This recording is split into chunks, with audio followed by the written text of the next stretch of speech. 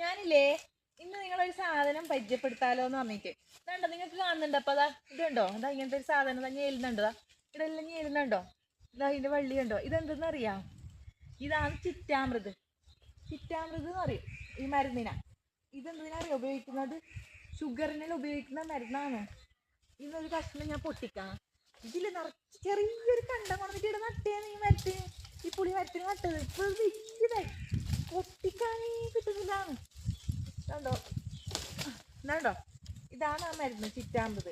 ഇതില്ലേ എങ്ങനെ കുടിക്കേണ്ടതെന്ന് ഞാൻ നിങ്ങൾക്ക് പറഞ്ഞുതരാം. ഈ മരുന്ന് തലക്കലും കടിയുന്നപ്പാ. അപ്പൊ ഇല്ലേ ഞാൻ അങ്ങോട്ട് വരട്ട്. ഭയങ്കര മുള്ള് എന്നിടയിലും കാടെന്നിടാ. ഇതാണ്ടോ, ഇനി ഇതെങ്ങനെ കുടിക്കേണ്ടേ ഞാൻ പറഞ്ഞുതരാം നിങ്ങൾക്ക്. അതിന് പെട്ടില്ലേ, ഇത് എൻ്റെ വീട്ടിൽ നല്ല മോണുണ്ട്. ഇപ്പൊ അത് ഞാൻ ലിച്ചെങ്കിലും ഒരു കഷ്ണം വന്നിട്ട് നട്ടത്. ഇങ്ങനെ കാട് പോലെയായി പുളിയെ വരട്ടെല്ലാം.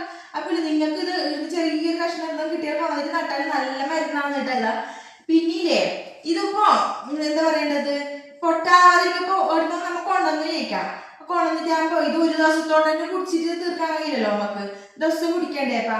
അപ്പൊ എന്താ പറഞ്ഞാല് ഇത് ഒന്നും പൊട്ടാവാതിരിക്കാൻ എന്താക്കണം അറിയോ, ഇതുപോലത്തെ ചെറിയ കഷ്ണാക്കണം. ഇങ്ങനത്തെ കഷ്ണാക്കിയിട്ടില്ലേ ഞാൻ എടുത്ത് വെച്ചിട്ടുണ്ട്. ഇങ്ങനത്തെ പാത്രത്തിൽ ഇട്ടിട്ട് ഇങ്ങനെ അടച്ചിട്ട് വെച്ചാൽ മതി. അപ്പൊ ഒരാഴ്ച വരെ ഇതൊന്നും പൊട്ടാവാതെ നിൽക്കും.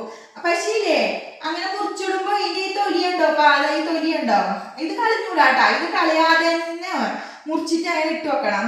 അപ്പൊ നമുക്ക് മരുന്ന് കുടിക്കുമ്പോ ഇതിന്റെ തൊലി കളയണം കേട്ടാ. ഇതെങ്ങനെ പരണ്ടിട്ട് കണ്ടോ, ഇതുപോലെ ഇങ്ങനെ പരണ്ടണം.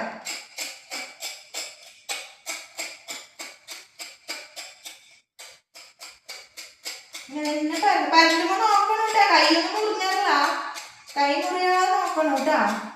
ഇതിങ്ങനെ